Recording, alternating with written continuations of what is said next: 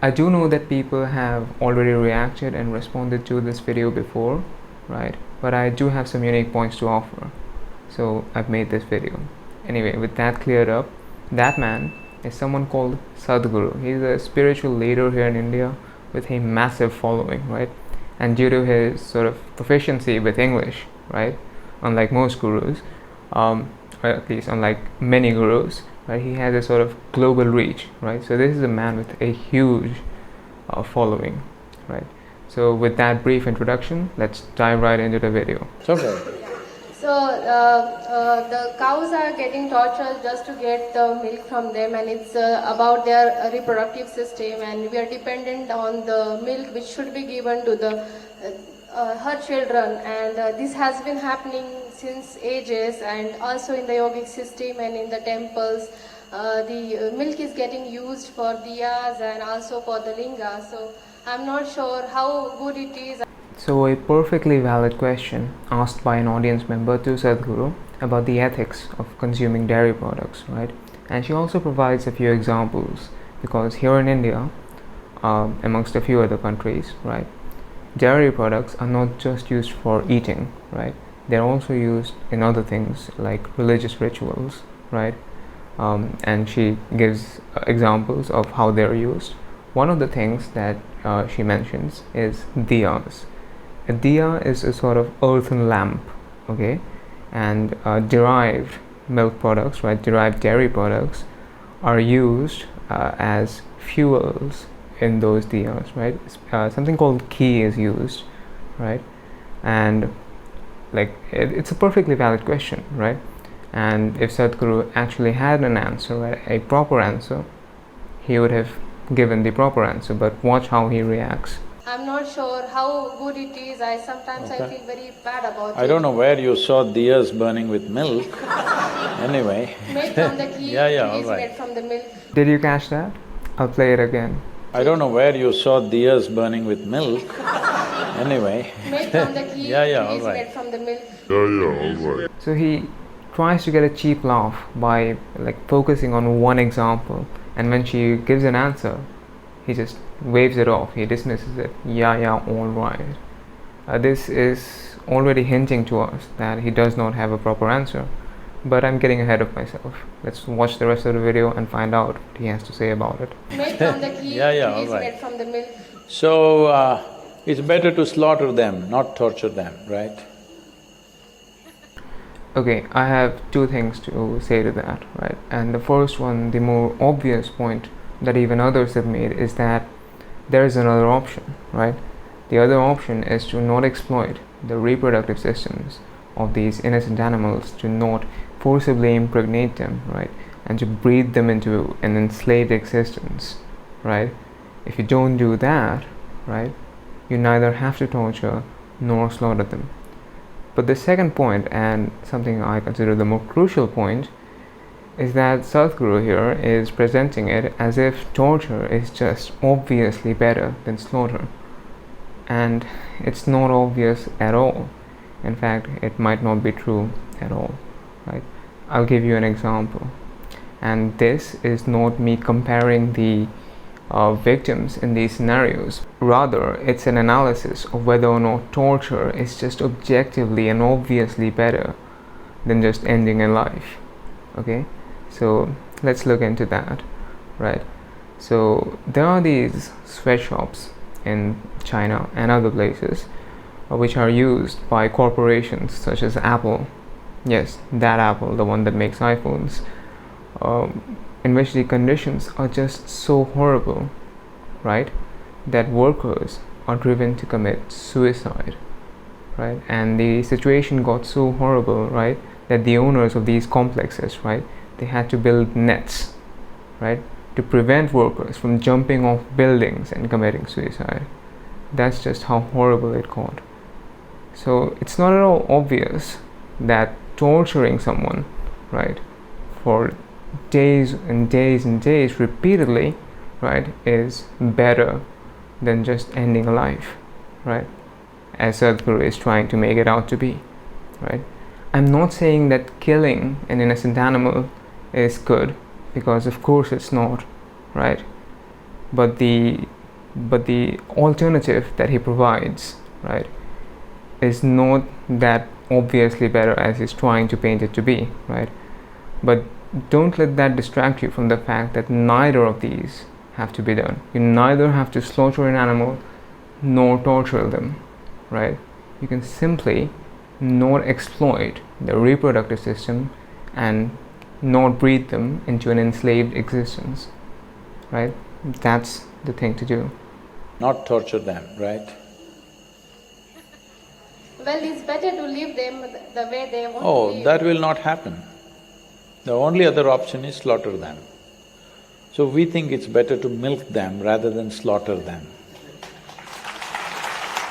So this reminds me of a proverb that I read a while ago, and it goes something like this, quote, "Those who say it cannot be done are often interrupted by people doing it," unquote. Even in the current world scenario, right, there are sanctuaries for domesticated animals, including cows, right? And they're looking after these cows, and they're neither torturing them nor slaughtering them.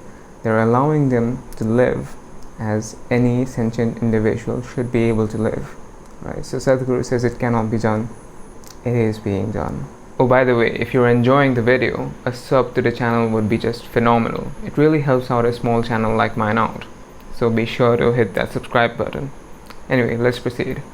There is cruelty everywhere. You were sent to school, it's a bloody cruel place. No, it's not. Ask anyone who knows the first thing about how the dairy industry works, right? If they would ever subject their child to the kind of cruelty that goes on in the dairy industry, right? No one would. And let me just give you a brief overview of how the dairy industry functions if you're not familiar, right? So cows are mammals, right, like us. They don't produce milk because they're cows, they produce milk when they become mothers, right? So a cow has to be forcefully impregnated, right, by collecting the semen from a bull and injecting it into her, right? And then she'll be pregnant, and then she'll give birth, right? And the calf will then be separated from her mother, right, so that the milk can be consumed by the humans, right? And then she will stop producing milk after a while, right, because the milk was only supposed to be for the baby calf. So she is impregnated again, right, and the cycle repeats until she can no longer produce milk, right? And then she is either slaughtered, right, or kicked off into the streets, right? And if it's in India, right, then the cow will be slaughtered and exported to other countries. India is one of the largest, second or third largest exporter of beef in the world, and it is one of the largest producers of leather in the world, right? So that's what's going on, right?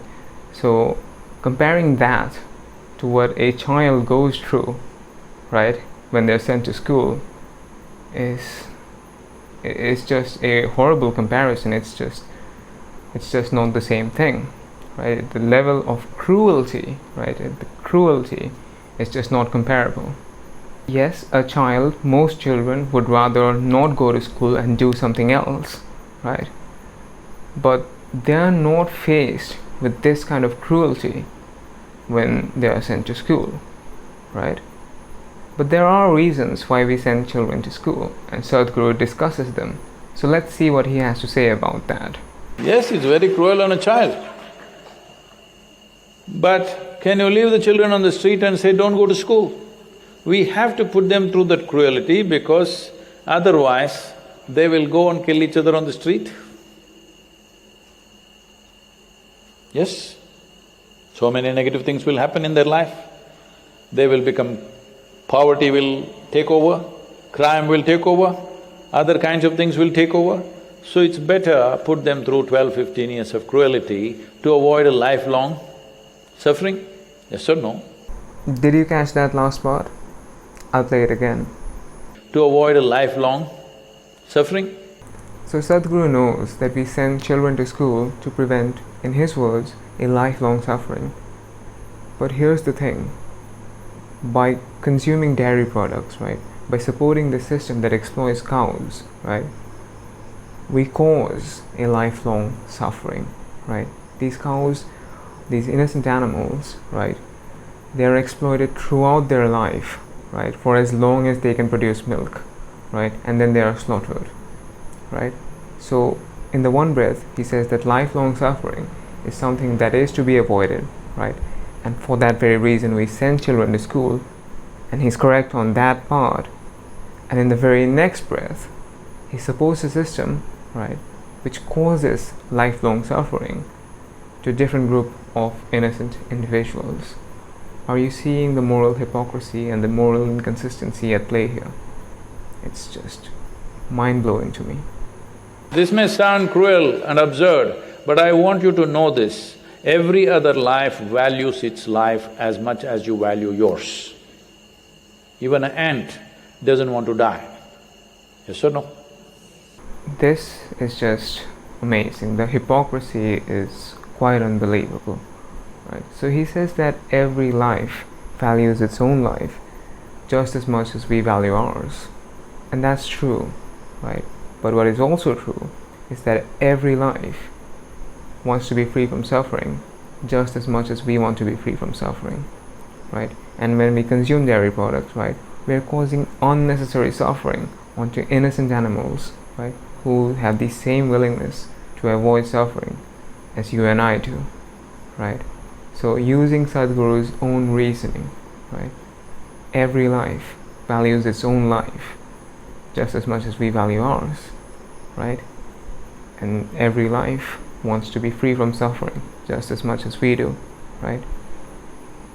And since we don't need to consume dairy products to be healthy or to live, right, we should not cause unnecessary suffering onto these innocent animals when we don't have to. So that's been it for this video. I've been Aditya Prakash, or Soy Theist. Thank you so much for the view, and an extra special thank you to my patrons on Patreon, who by the way voted for the topic of this video. If you'd like to do that too, be sure to check out my Patreon. There are other benefits as well, starting from just $1 a month, so be sure to check that out. It's the first link in the description. You can also follow me on social media here, especially on Instagram, where I share my more candid thoughts, right, in the form of reels mostly, right. Oh, and if you're not subscribed to the channel, be sure to subscribe to the channel and hit that notification bell so that you're notified as soon as I upload any new videos, right. And before I end this, I'd just like to say that I did not respond to the entire YouTube video that Sadhguru is featuring in, right? Mostly because I wanted to keep the video short and simple, but also because I had nothing new to add to what other people had already said about the different parts of the video which I did not respond to, right? So I did not want to keep repeating the same points over and over again. One of the best responses to this point made by Sadhguru, right, was by David Rams, whom I consider a friend at this point, and his video, which is accurately titled, quote, Sadhguru exposed by one simple question, unquote, is one of the best responses to this video, right? So be sure to check that out. It's phenomenal. A link to it will be in the description box. So anyway, with that cleared up, I'll see you in the next video.